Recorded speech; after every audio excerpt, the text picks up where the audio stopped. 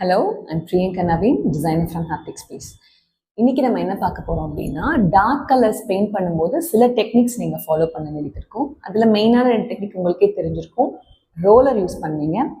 Roller use பண்ணதுக்கு அப்புறமா best primer use பண்ணுவீங்க. இது உங்களுக்கு எல்லாரும் சஜஸ்ட் பண்ணுற விஷயம் தான். இதில் முக்கியமாக நீங்கள் ஒரு 3 விஷயம் எக்ஸ்ட்ராவாக பண்ண வேண்டியது இருக்கும்.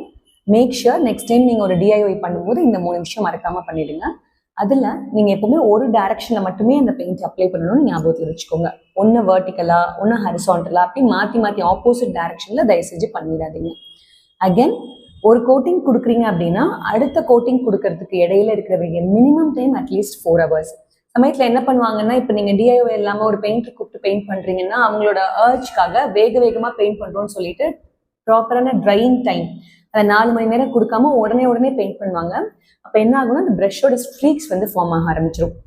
அது உங்களோட பெயிண்டோட அந்த ஒரு டெப்த்னஸை வந்து கொஞ்சம் கம்மி பண்ணும். ஸோ அதனால மேக் ஷுர் தட் அந்த கோட்டிங் டைம் வந்து மினிமைஸ் பண்ணிக்கோங்க.